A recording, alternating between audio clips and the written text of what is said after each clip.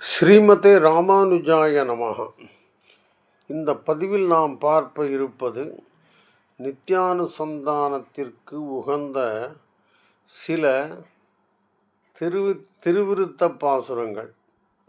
நம்மாழ்வார் அருளி செய்தது திருவிருத்தம். இந்த இது ரிக்வேத சாரமாக கருதப்படுகின்றது. நம்மாழ்வாருடைய 4 அருளி செயல்களும் 4 வேதங்களாக. இது ரிக்வேதம், திருவாசிரியம் யஜுர்வேதம், பெரிய திருவந்தாதி அதர்வண வேதம், திருவாய்மொழி சாமவேதம் என்று கருதப்படுகின்றது. நம்ம இந்த ரிக்வேத சாரமான திருவிருத்தத்திலிருந்து நித்தியம் அனுபவிக்கக்கூடிய சில பாசுரங்கள். இந்த திருவிருத்தத்தில் விசேஷம் என்ன என்றால், திருவிருத்தத்தில் மொத்தம் 99 பாசுரங்கள் இருப்பதாக சிலரும் 100 பாசுரங்கள் இருப்பதாக சிலரும் சொல்லுவார்கள். இதில் முதல் பாசுரம் இருக்குது, அது விசேஷமான பாசுரம். நாம் தினமுமே சேவிக்கலாம், எப்பொழுதுமே சேவிக்கலாம் பெருமாள் முன் நின்று. கடைசியில் மெய் நின்று அடியே மெய் நின்று கேட்டருளாய் அடியேன் செய்யும் விண்ணப்பமே அப்படின்னு நீங்கள் பெருமாள்கிட்ட நின்று சொல்லி உங்களுக்கு என்னென்ன வேணுமோ கேட்டுக்கலாம். பெருமாள் ஏற்பாடு செஞ்சிடுவான்னு நம்பலாம். அது மாதிரி முதல் பாசுரம் இருக்கும். மீதி பாசுரங்கள்லாம் 3 வகையாக பிரிக்கலாம். எல்லாம் நாயிகா பாவத்தில் எழுதின பாசுரங்கள். இதில் முதல் சில பாசுரங்கள் தலைவி நிலையிலிருந்து ஆழ்வார் அருளி செய்வார். சிலவற்றை தோழி அல்லது செவிலினா வளர்க்கின்றதாய் அந்த நிலையிலிருந்து அருளி செய்வார். சிலவற்றை தலைவனாக இருந்த அருளி செய்வார். விசேஷமான அனுபவிக்க வரல, ரொம்ப அது என்ன சொல்கிறது, என்ஜாய்ங்கிற வார்த்தை யூஸ் பண்ணலாம். இங்கே ஒரு என்டர்டெய்னிங்காக இருக்கும் அவர் எழுதுறது. ரொம்ப நல்ல பதிகம் திருவிருத்தம். அப்புறம் திருவிருத்தத்திலிருந்து நான் புரிந்து கொண்டது இதுதான். திருவிருத்தம் நமக்கு தமிழின் மேல் உள்ள பற்றை அதிகப்படுத்தும். நாமளும் புதுப்பான தமிழ் வார்த்தை பிரயோகங்களை செய்ய கூடும். அதுக்கப்புறம் முக்கியமாக நம்முடைய வாழ்க்கை துணையிடம் நாம் நம்முடைய அன்பை பல வகையில் வெளிப்படுத்தலாம் என்பதை திருவிருத்தம் காண்பிக்கும் மெல்லிசாம். பாருங்கள் எப்படி இருக்குன்னு. முதல் பாசுரம் சொன்னேன். பொய் நின்ற ஞானமும் பொல்லா ஒழுக்கும் அழுக்குடம்பும் நின்ற நீர்மை இனியாம் புறாமை உயிரளிப்பான் நின்ற யோனியுமாய் பிறந்தாய் இமையோர் தலைவா மெய் நின்று கேட்டருளாய் அடியேன் செய்யும் விண்ணப்பமே. பொய் நின்ற ஞானமும் பொல்லா ஒழுக்கும் அழுக்குடம்பும் நின்ற நீர்மை இனியாம் புறாமை உயிரளிப்பான் நின்ற தேவியுமாய் பிறந்தாய் இமையோர் தலைவா மெய் நின்று கேட்டருளாய் அடியேன் செய்யும் விண்ணப்பமே. பொய்கின்ற ஞானம், எனக்கு தெரிஞ்ச ஞானமெல்லாம் பொய், மாறிக்கொண்டே இருக்கும். உண்மையான மெய்ஞானம் என்பது என்னிடம் இல்லைங்கிறத இப்படி சொல்கிறார்.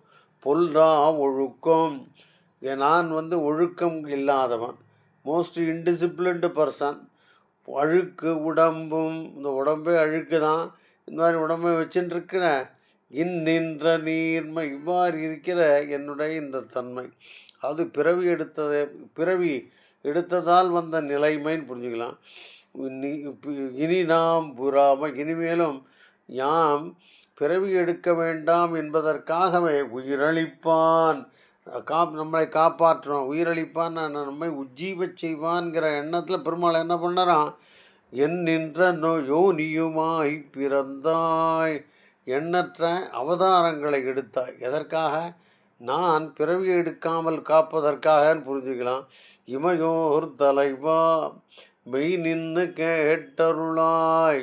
பாரும் சுவாமி, ஆனால் பொறுமையாக கேளும், நேரம் கேளும். மெய் நின்று நான் சாட்சாத்கரித்து நான் சொல்வதை கேட்டு அருள வேண்டும். அடியேன் செய்யும் விண்ணப்பமே அப்படின்னு இந்த திருவிருத்தத்தை ஆரம்பிப்பார் நம்மாழ்வார். இப்போ நம்ம என்ன பண்ண போகிறோம், சில தலைவி பாசுரங்களை பார்க்க போகிறோம். புரிஞ்சுது? கொஞ்சம் கற்பனை பண்ணிக்கணும் நீங்கள் நிறைய. இது தலைவி சொல்கிற ஒரு பாசுரம் அப்படி இருப்பாங்க. குழல் கோவலர் மடப்பாவையும் மண்மகளும் திருவும் நிழல் போல் வனர் கண்டு நிற்குங்கொல் மீளுங்கொள் தன்னந்துழாய் அழல் போல் அடும் சக்கரத் தண்ணல் விண்ணோர் முழக்கடவும் தழல் போல் சினைத்த அப்புள்ளின் பின் போன தனி நெஞ்சமே. அதாவது தலைவியினுடைய நெஞ்சம் என்ன எடுத்து கருடனுக்கு பின்னால் போயிடுது. அந்த நெஞ்சம் வருமா இல்லை அங்கேயே இருக்குமா? இதுதான் இந்த பாசுரத்தோட ஒரு பொதுவான அர்த்தம். மேலே என்ன சொல்கிற பாருங்க. குழற்கோவலர் மடப்பாவையும் மண்மகளும் திருவும் நிழல் போல் வனர் கண்டு நிற்குங்கொள் மீளுங்கொல் தன்னந்துழாய் அழல் போல் நடும் சக்கரத் தண்டல் விண்ணோர் தொழக்கடவும் தழல் போல் சினத்த அப்புள்ளின் பின் போன தனி நெஞ்சமே. நெஞ்சம் பெருமாள்கிட்ட போயிடுது. பெருமாள்கிட்ட பார்க்கறது யார? கோவலர் மடப்பாவை அழகிய கூந்தலை உடைய நப்பின்னை பிராட்டியும் மண்மகளும் பூமி பிராட்டியும் திருவும் லக்ஷ்மி பிராட்டியும் நிழல் போல் வனர் கண்டு பெருமாளை நிழல் போல சுற்றின்னு இருக்காவ. நிழல் போல பெருமாளிடம் இருக்கிறாள் கண்டு நிற்குங்கொல் மீளுங்கொல். அங்கே நிற்குமா இல்லை மீண்டு விடுமா? தன்னோட நெஞ்சம் வரும். அந்த நெஞ்சம் முன்னாடி என்ன பண்ணித்து? தன்னந்துழாய் அழல் போல் தொடும் சக்கரத்தன்னல். துழாய் மாலை அணிந்தவன், திருத்துழாய் மாலை அணிந்த பெருமானவன். அவனுடைய அழல் போல் நடும் சக்கரத்தன்னல். அழல்னா நெருப்பு போடு எதிரிகளை, அடும்னா எதிரிகளை வருத்தச் செய்யும், நோகச் செய்யும் அந்த சக்கரத்தை ஆயுதமாக கொண்ட சக்கரத்து அன்னல். அது ஒரு விஷயம். அவன் விண்ணோர் தொழக்கடவும் தேவர்களாலும் தொழுவதற்கு தகுதி உடைய தழல் போல் சினத்த. தழல்னா திருப்பி நெருப்பு தான், எப்பவும் கோபத்திலே இருக்குமா? இந்த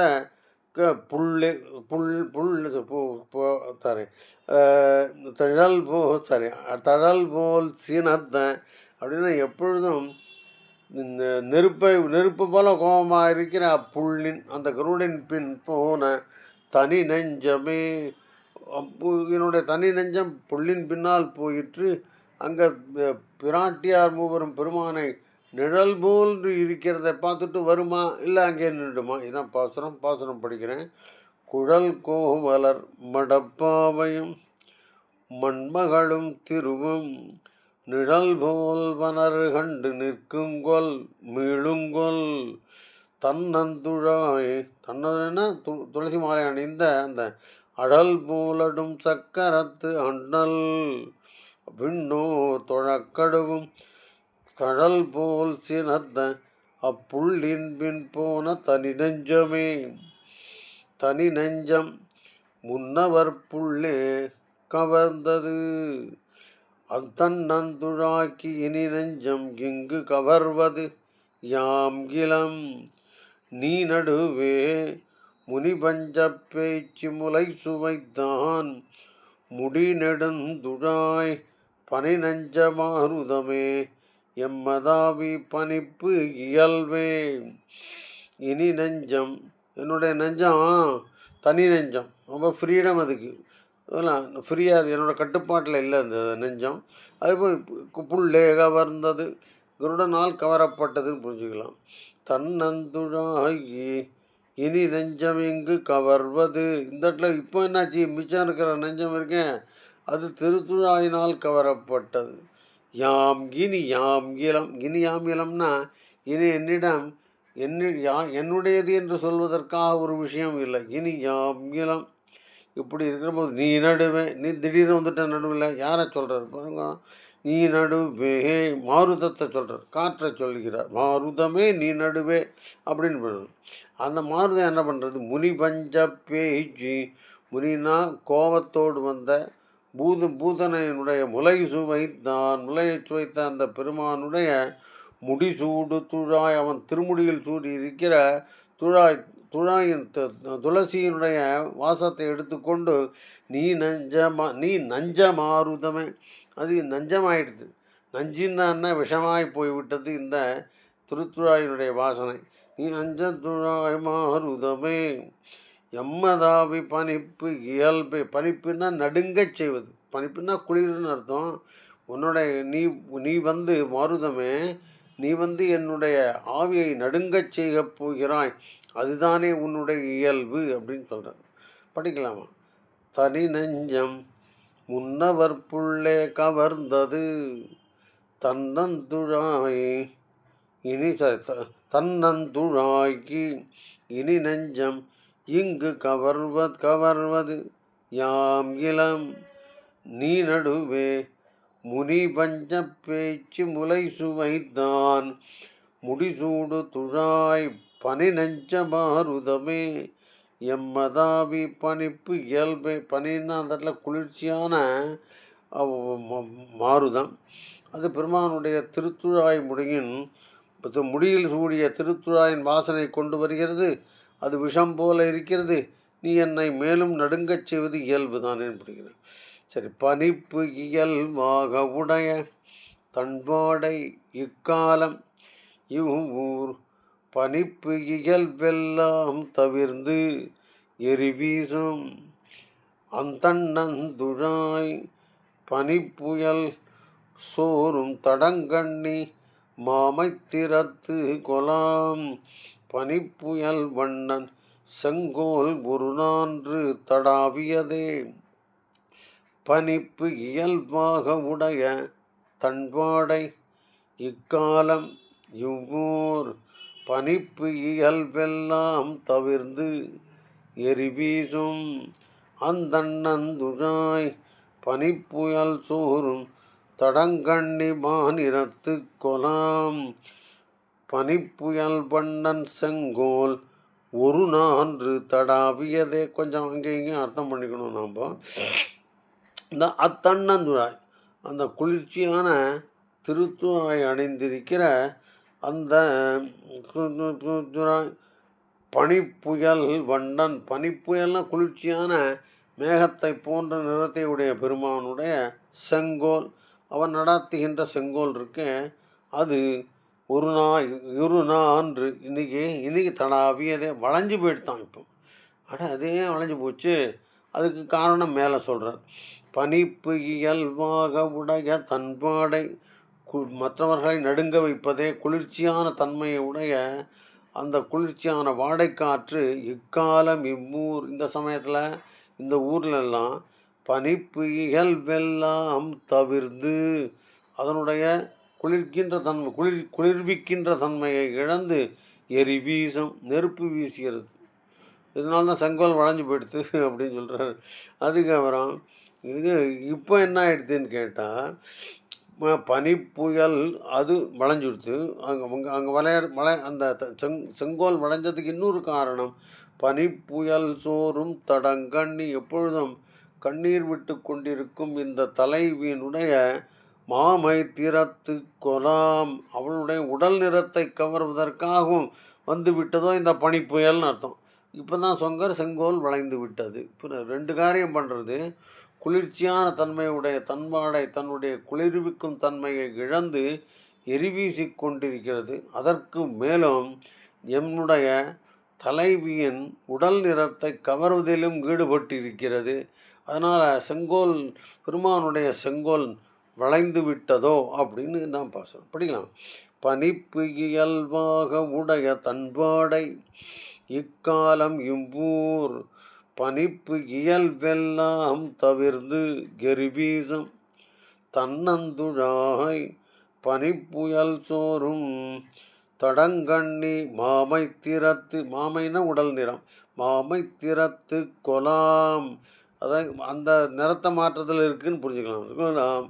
பனிப்புயல் வண்ணன் செங்கோல் ஒரு நாள்னா ஒரு நாள் தடாவியதே. சரி.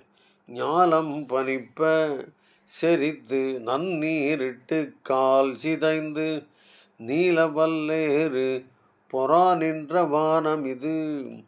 திருமால் கோலம் சுமந்து பிரிந்தார் கொடுமை குழறு தம்பூங்காலங்கொலோ அறிகேன் வினையாட்டியேன் காண்கின்றவை. இதுவும் தலைவி பாசுரம் தான். இப்படி நம்ம புரிஞ்சுக்கலாம். பெருமாள் மழை காலத்தில் வரேன்னு சொன்னானாம். இது மழை காலமோன்னா யோஜனை பார்த்தா இல்லை. என்ன இப்போ ஞாலம் பனி பச்சரித்து இந்த உலகம் பயப்படும்படியாக நடுங்கும்படியாக செரித்து அப்படின்னா சண்டை போடுறது இருமின்னு புரிஞ்சுக்கலாம். எருதுகள் கணைக்கின்றன.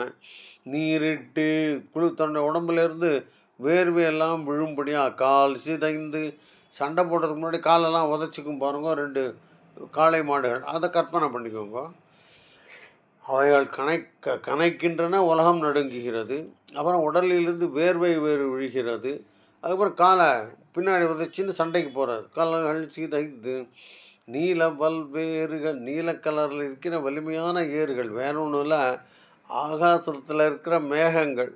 நீல வல்லேறுகள் பொறா நின்ற வானம் இது சண்டை போடுவதற்கு தயாராகிருக்கின்ற வானம். உங்கள் கற்பனைக்கு விட்டுறேன். இப்படி நீல வல்வேறு பொறா நின்றுன்னா சண்டை போடுவதற்கு நின்ற வானம் இது. திருமால் கோலம் சுவர்ந்து பெருமான் இருக்கான என்னுடைய கோலமெல்லாம் என்னுடைய அழகுகளாம் சுமர்ந்து சுமந்து பிரிந்தார் குமழு தன் பூங்காலங்கொலோ. இந்த கொடுமை தன் பூங்காலங்கொலோ. இந்த கொடுமையான குளிர்ச்சியான பூங்காலங்கொலோன்னா எப்போதும் இடித்து கொண்டிருக்கும் வானத்தை உடைய அந்த காலம் இது.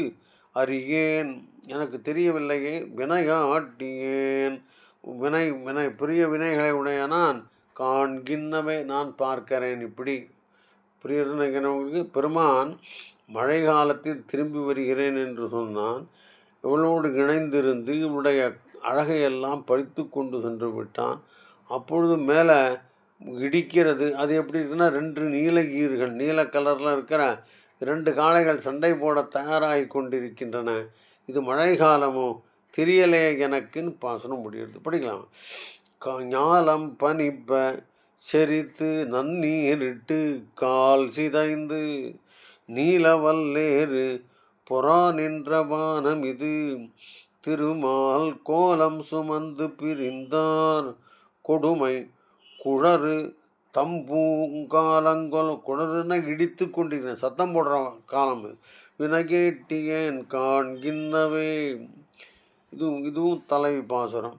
இன்னின்ன தூது எம்மை ஆளற்றப்பட்டு இறந்தாள் இவள் என்று இன்னின்ன சொல்லா படையோடும் போய் வரும் நீலம் உண்ட மின்னந்தமேனி பெருமான் உலகில் பெண்தூது செல்லா அன்னன்ன நீர்மைகளோ குடிமயில் குடிச்சீர்மயில் அந்தங்களே. பாருங்க, படிக்கிறேன் இன்னொருத்தரும். இன்னின்ன தூது எம்மை ஆளற்றப்பட்டு இறந்தாள் இவள் என்று அன்னன்ன சொல்லா படையொடும் போய் வரும் நீலமுண்டமின்னந்தமேனி பெருமான் உலகில் பெண் தூது செல்லா அன்னன்ன நீர்மைகளோ குடிமயில் சீரண்டங்களே. குடிமயில் சீரண்டங்களே அப்படின்னா ஒவ்வொரு அன்ன பறவைகளுடைய இனத்திற்கு ஒரு சீர்மை உண்டு. அந்த சீர்மை இல்லாத அன்னங்களேன்னு கம்ப்ளைண்ட் ஆரம்பிக்க.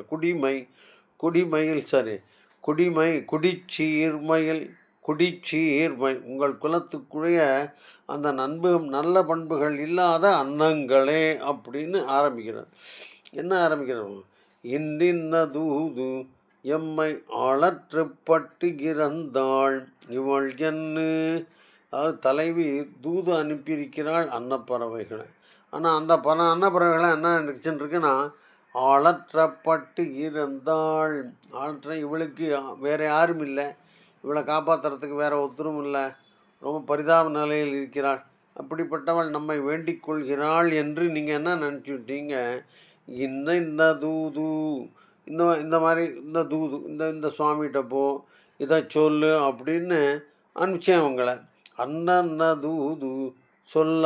ஆனால் இவைகள் போய் பெருமானிடம் தன்னை பற்றி சொல்லவில்லை. அன்னன்ன தூது சொல்ல படையொடும் போய் வரும். நீங்கள் ரொம்ப சந்தோஷமாக உங்களோட படையோடு அங்கே இங்கேயும் போயிட்டு வரீங்க.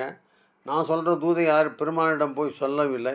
காரணம் என்னென்னா, இவளுக்கு ஒரு ஆசாமி உத்தரவு இல்லை காப்பாற்றுறதுக்கு.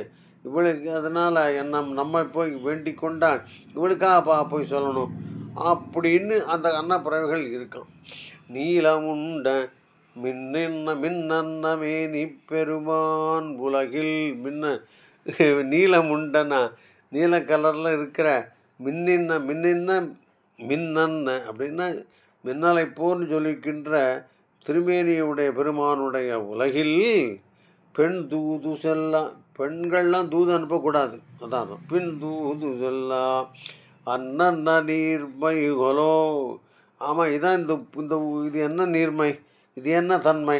பெண்கள் தூது அனுப்பக்கூடாதா அப்படின்னு அதான் அர்த்தம். என்னென்ன நீர்மைகள், நீர்மைனா தன்மை, என்னென்ன ராஜ்யம், இங்கே என்ன எல்லாம் சரியில்லை அப்படின்னு சொல்கிற மாதிரி இருக்குது. படிக்கிறோம்.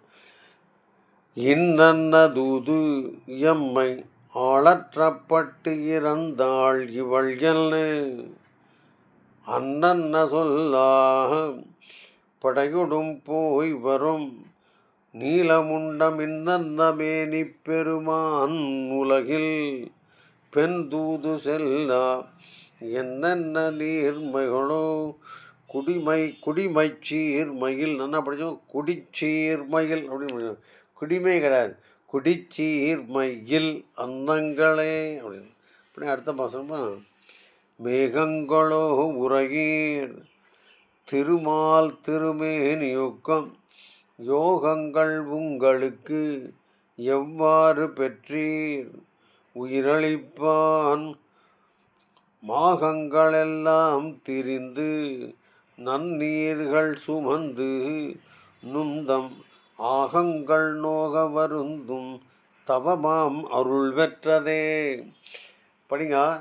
மேகங்களோ உரையீர் திருமால் திருமேனியொக்கும் யோகங்கள் உங்களுக்கு எவ்வாறு பெற்றீர் உயிரளிப்பான் மாகங்களெல்லாம் திரிந்து நன்னீர்கள் சுமந்து நுந்தம் ஆகங்கள் நோவ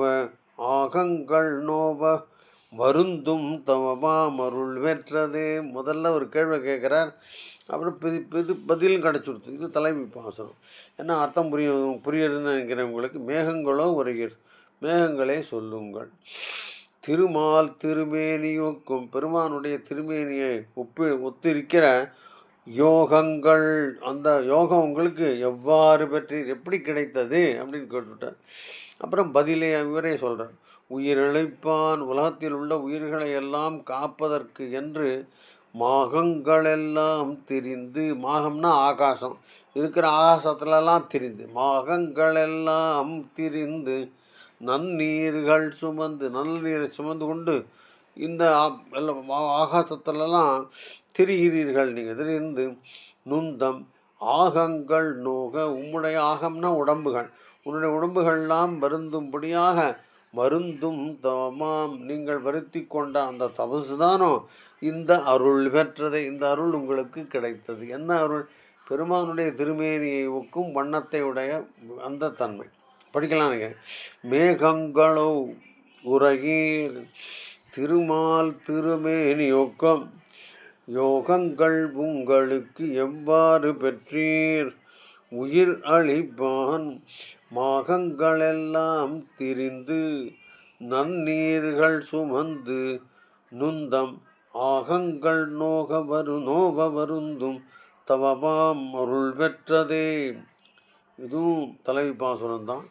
பால்வாய் பிறை பிள்ளை ஒக்கலை கொண்டு பகல் கிழந்த மேல்பால் திசைப்பன் புலம்புரு மாலை உலகளந்த மால்வால் துணாக்கி மனமுடையார்க்கு நல்கிற்ற எல்லாம் சோல்வான் புகுந்து ஓர் பனிவாடை துழாகின்னதே. பால்வாய்ப்பிறை பிள்ளை ஒக்கலை கொண்டு கை இழந்த சாரி பகல் கிழந்த மேல்பால் திசைப்பன் புலம்புரு மாலை உலகளந்த மால்வால் துழாய்க்கு மனமுடையார்க்கு நல்கிற்ற எல்லாம் சோல்வான் புகுந்தது இது ஓர் பனிவாடை துழாகின்னதே. 2 மெசேஜ் இருக்குது. மேலே இருக்கிற மெசேஜை பாருங்க. பால்பாய் பிறை பிள்ளை. பால்பாய்னா அம்மாட்ட பால் சாப்பிட்ற அந்த குழந்தை, அது பிறை பிள்ளை, வேற ஒன்றும் சந்திரன். சந்திரன் சிறு குழந்தையாக அப்படி கற்பனை பண்ணிக்கும். ஒக்கலை வைத்து அந்த குழந்தைய ஒக்கலைனா இடுப்பில் வச்சு கொண்டு, இடுப்பில் வைத்து கொண்டு பகல் கிழந்த மேல்பால் மேல்பால் திசைப்பெண். மேல்பால் திசைன்னா சாயங்காலம் என்கிற, மேல்பால்னா மேற்க இருக்கிற மேல் திசையில் இருக்கிற அந்த பெண் பகல் இழந்து விட்டாள். அப்போ என்ன, தன்னுடைய கணவனான சூரியனை இழந்து விட்டாள். பகல் கிழந்த மேல்பால் திசைப்பெண் புலம்புரு மாலை. நீங்கள் கற்பனை பண்ணிக்கணும், மேல்பால் திசை பெண் அப்படிங்கிற அந்த சாயங்கால பெண் இருக்கிறாளே, அவள் தன்னுடைய இடுப்பில் சந்திரனாகி அந்த சின்ன பையனை வச்சுண்டு தன்னுடைய பகல் இழந்த தன்னுடைய கணவனான சூரியனை இழந்த அந்த பெண் அலறி புலம்புரு மாலை, புலம்புகின்ற மாலை பொழுது. நான் அதுக்கு மேலே சொல்ல போகிறதா உங்களுக்கு புரிஞ்சிருக்குன்னு நினைக்கிறேன். உலகளந்த மால்பால் துழாய்க்கு மனமுடையார்க்கு. இந்த உலகளந்த திருமானுடைய அவன் அணிந்த திருத்துழாய் மாலைக்கு மனத்தை உடையவர்களுக்கு அந்த பெருமான் நல்கிற்ற எல்லாம். அவன் சில அருளெல்லாம் செஞ்சிருந்தான் கார்த்தால, டே டயத்தில். நல்கிற்ற எல்லாம் சோல்வான் புகுந்து அந்த அவன் நல்கின நல்ல விஷயங்களெல்லாம் திருடி கொண்டு போவான். சோல்வான திருடுவது. பனிவாடை துழாகின்னதே. அவன் நல்கிற்ற அந்த நல்ல விஷயங்களை எல்லாம் நம்மிடமிருந்து அபகரித்து கொண்டு போவான் போல இந்த பனிவாடை, சாயங்கால காற்று, பனிவாடை காற்று நம்மக்கிட்ட துழாகின்றதே, நம்ம தடவுகின்றதே அப்படின்னு இந்த நாயகி சொல்கிறார். படிக்கலாம்னு நினைக்கிறேன். பால்பாய் பிறை பிள்ளை ஒக்கலை கொண்டு பகல் கிழந்த மேல்பால் திசைப்பெண் புலம்புரு மாலை உலகளந்த மால்பால் துழாய்க்கு மனமுடையார்க்கு நல்கிற்ற எல்லாம் சோல்வான் புகுந்து இது ஓர் பணிபாடை துழாகின்றதே. கண்ணும் செந்தாமரை கையும் அவை அடியோ அவையே வண்ணம் கரியதோர் மால்வரை போன்று மதிவிகற்பால் விண்ணும் கடந்து உம்பரப்பால் மிக்கு மற்ற எப்பால் எவர்க்கும் எண்ணுமிடத்ததுவோ எம்பிரானது எழில் நிறமே. தலைவனை பார்த்துட்டான்.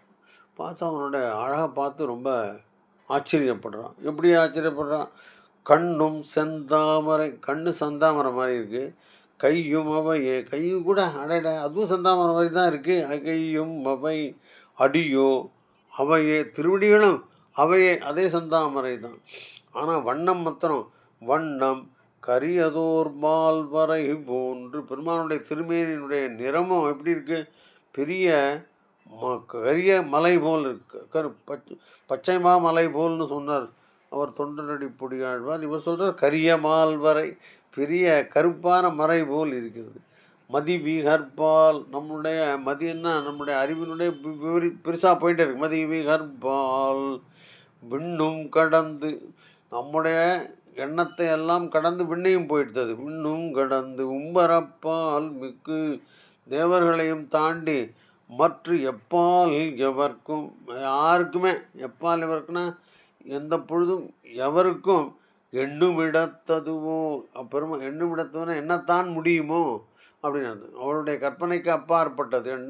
எண்ணுமிடத்ததுவோ எம்பிரானது எழில் நிறமே. எம்பெருமானுடைய அழகிய நிறமேன்னு போட்டிருக்கார். அந்த எம்பிரானுடைய அழகை யாரால் எண்ண முடியும்னு புரிஞ்சுக்கலாம். படிக்கலாம். கண்ணும் செந்தாமரை கையும் அவை அடியோ அவையே வண்ணம் கரியதோர் மால்வரை போன்று மதிவிகற்பால் விண்ணும் கடந்து உம்பர் அப்பால் மிக்கு மற்று எப்பால் எவர்க்கும் எண்ணுமிடத்ததுவோ எம்பிரானது எழில் நிறமே. இந்த பாசனம் பாருங்கள். வீசும் சிறகால் பரத்தீர் விண்ணாடு நுங்கட்கு எளிது ஏசும்படி என்ன பேசியும் போவது பேசும்படி என்ன பேசியும் போவது நெய்த்தொடு உண்டு ஏசும்படி என்ன செய்யும் எம் கீசர் விண்ணோர் பிரானார் மாசில் மலரடிக்கு எம்மை சேர்விக்கும் வண்டுகளை வீசும் சிறகால் பரத்தீர் விண்ணாடு நுங்கட்கு முன்னாடு நுங்கட்கு எளிது.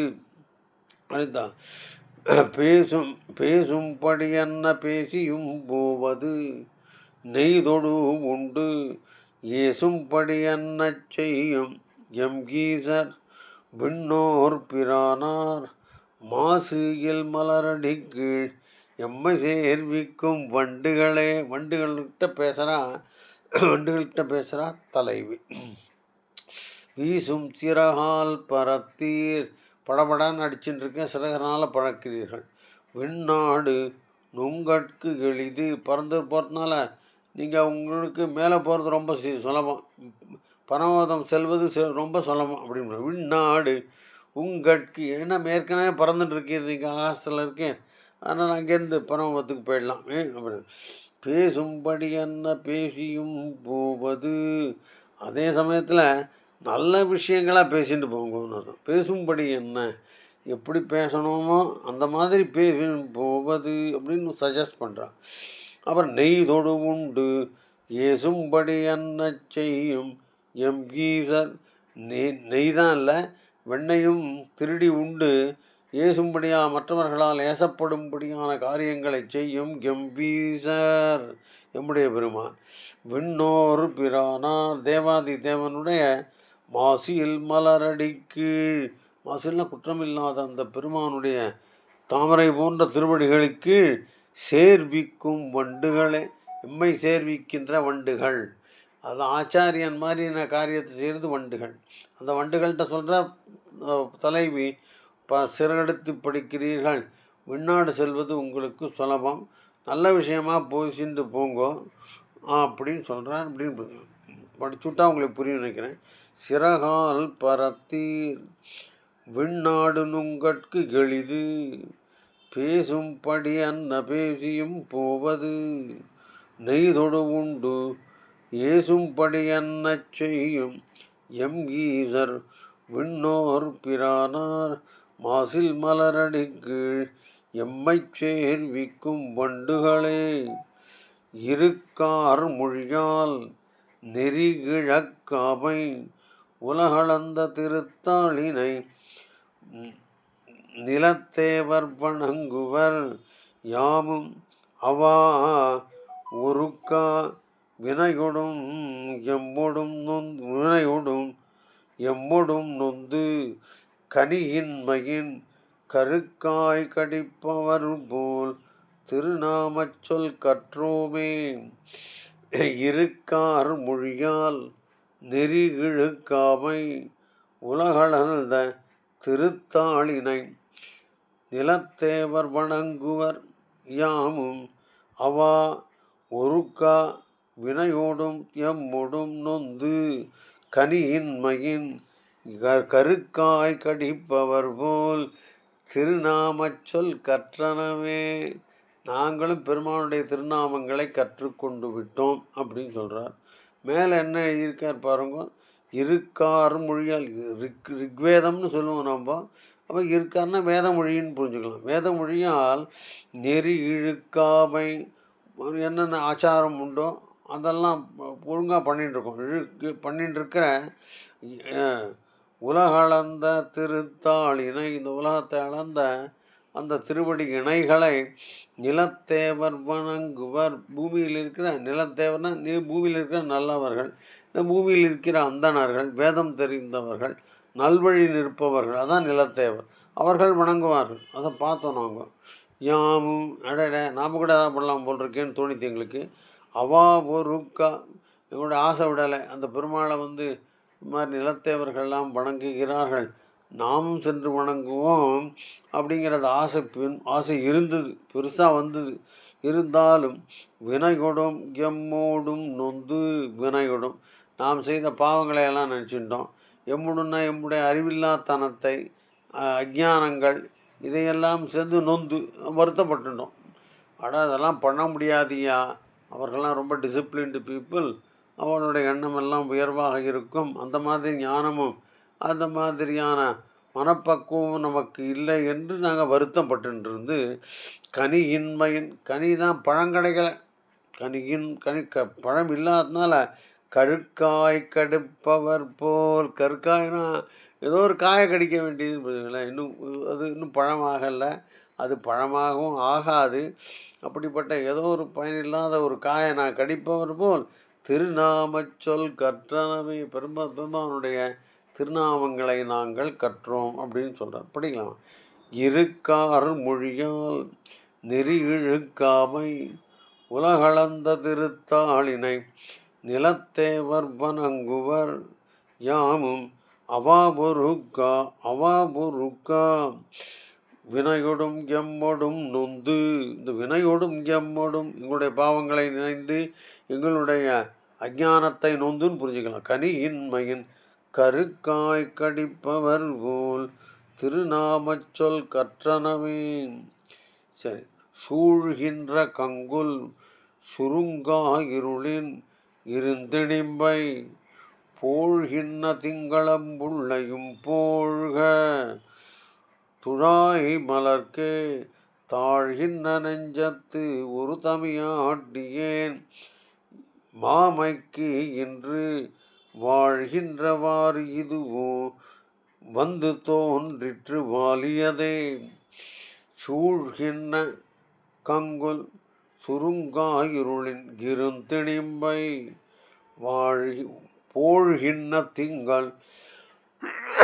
போழ்கின்ற திங்களம் பிள்ளையும் போழ்க துழாய் மலர்க்கே தாழ்கின்ற நெஞ்சத்து ஒரு தமியாட்டியேன் மாமைக்கு இன்னு வாழ்கின்றவாறு இதுவோ வந்து தோன்றிற்று வாலியதே. இப்போ நல்லா புரிஞ்சுக்கோங்க. சூழ்கின்ற கங்குன், அப்படியே சூழ்ந்துட்டு இருக்கு இருள், கங்குன்னா இருட்டு, ராத்திரின்னு புரிஞ்சுக்கலாம். கங்குல் சுருங்காயிருளின், எந்த சுருக்கமும் இல்லாத ரொம்ப அடர்த்தியாக இருக்கிற கருந்திடுமை, கருமையான ரொம்ப செழிந்து இருக்கிற ராத்திரி பகல்னு அர்த்தம். கருந்தின்மை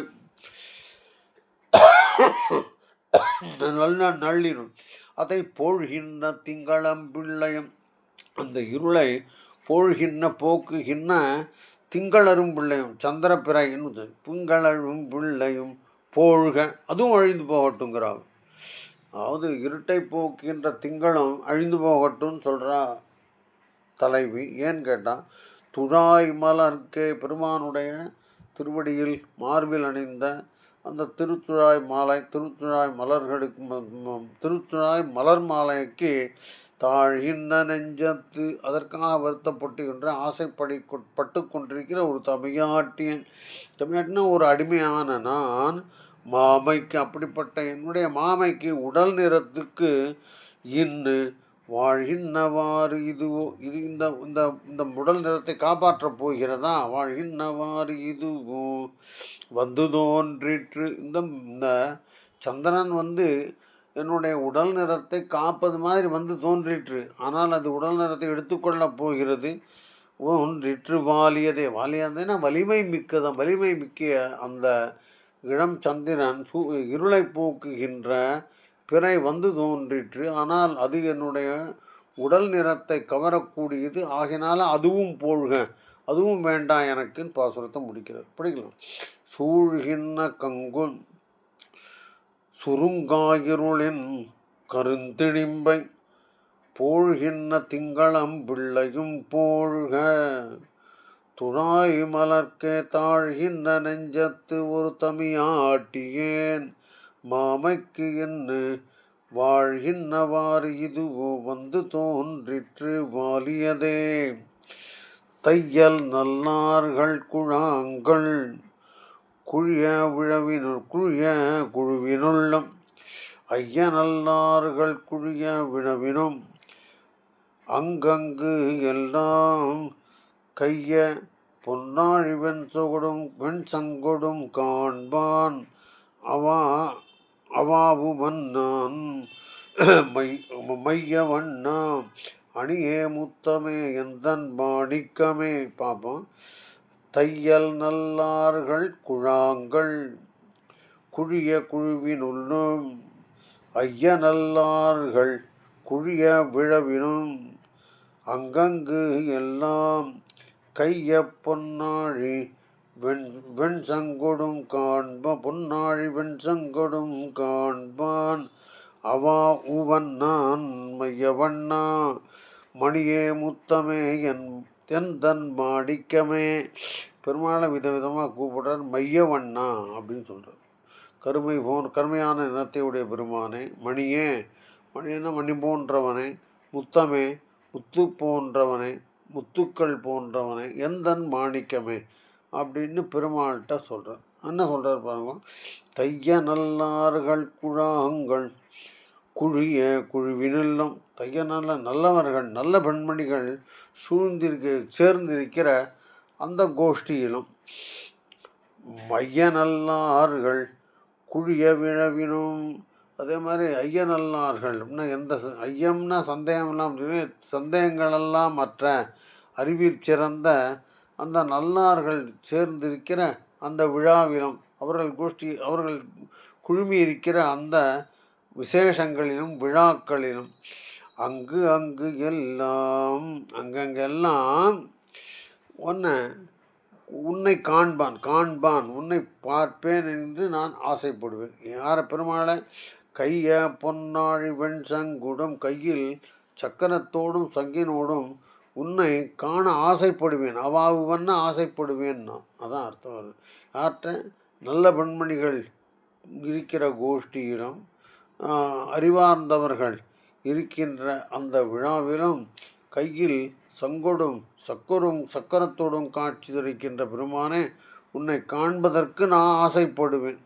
அப்புறம் பெருமாள் மைய வண்டாமணியே முத்தமே எந்தன் மாணிக்கமே படிக்கலாம் நினைக்கிறேன். தையல் நல்லார்கள் குழாங்கள் குழிய குழுவினுள்ளும் சட்டப்படியே ஐய நல்லார்கள் குழிய விழவினா விழாக்கள் அங்கங்கு எல்லாம் கைய பொன்னாழி வெண்சங்குடம் காண்பான் அவாவுவன் ஆசைப்படுபவன் படுகின்றேன் நான் மையவண்ணா மணியே முத்தமே எந்தன் மாணிக்கமே. இந்த பாசனம் வித்தியாசமான பாசுரம்.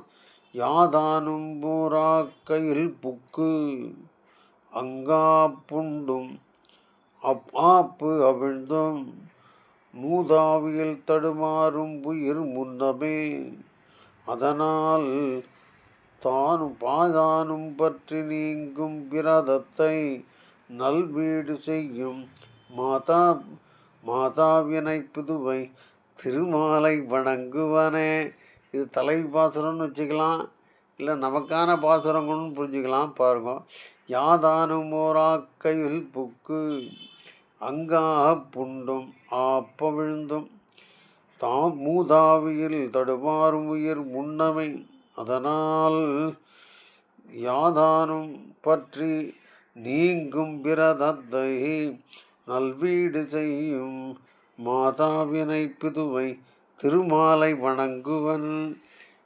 இந்த யாதானும் ஓராக்கையுட்புக்கு இந்த ஆத்மா இருக்க ஏதோ ஒரு உடம்புல போய் ஓட்டிடுறது, புகுந்துடுறது. அங்கா புண்டும் அதில் போய் மாட்டின்றது. சொந்தம் இது அனுபவிப்போம்னு போகிறது ஆத்மா. அங்கே போனப்புறம் தான் தெரியுது ரொம்ப கஷ்டம்னு. அப்போ விழுந்தும் இப்போ மாட்டின்றது. இப்போ உசுர் திருப்பி ஆத்மா வெளியில் வந்துடுது. அப்போ விழுந்தும் மூதாவியில் தடுமாற்றும் உயிர் முன்னமே. திருப்பி இன்னொரு மூதாவியல்னா வேற என்ன, இன்னொரு பழைய உடம்புல போய் சேர்ந்துடும் அப்படின்னு அர்த்தம் பண்ணிக்கலாம். மூதாவியல் தடுமாறும் உயிர் முன்னமே, இந்த உயிர் கஷ்டப்படும். அதனால் நான் என்ன பண்ண போகிறேன், யாதானும் பற்றி நீங்கும் விரதத்தை, எதையோ படித்து இந்த மாதிரியாக பிறவி எடுக்கும் இந்த விஷயத்திலிருந்து தப்பிச்சுக்கிற விஷயம் நீங்கும். யாதானும் பற்றி நீங்கும்னா இந்த பிறத்தல் கிறத்தல் என்கிற சக்கரத்திலிருந்து வெளிவருவதற்காக நீங்கும் விரதத்தை நல்வீடு செய்யும். இந்த விரதத்தை நல்வீடு செய்யும் அப்படின்னா நமக்கு மோட்சத்தை அளிக்கின்ற அந்த பெருமான். மாதாவை பிதுவினை, அம்மாவை அப்பாவை மாலை வணங்குவனே. இன்னும் வணங்கலை, வணங்குவான் வழங்குவேர் சொல்கிறார். படிக்கலாம். யாதானும் போராக்கையுள் புகுந்து அங்கா புண்டும் ஆப்ப விழுந்தும் மூதாவியல் தடுமாறும் உயிர் முன்னமே. அதனால் யாதானும் பற்றி, எதையோ படிச்சு யாதானும் பற்றி நீங்கும் விரதத்தை நல்வீடு செய்யும் மாதாவினை பிதுவை திருமாலை வணங்குவனே.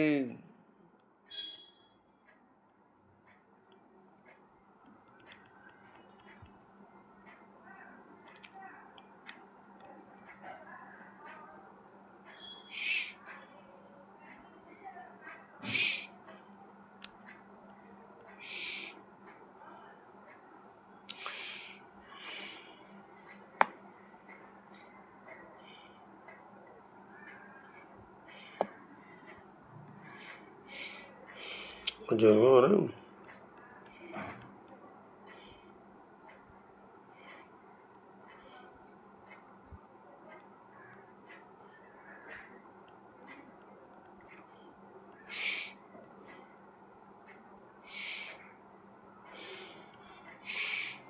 ஸோ இது கடைசி பாசனம் வச்சுக்கலாம். ஸ்ரீமதே ராமானுஜாய நமஹ.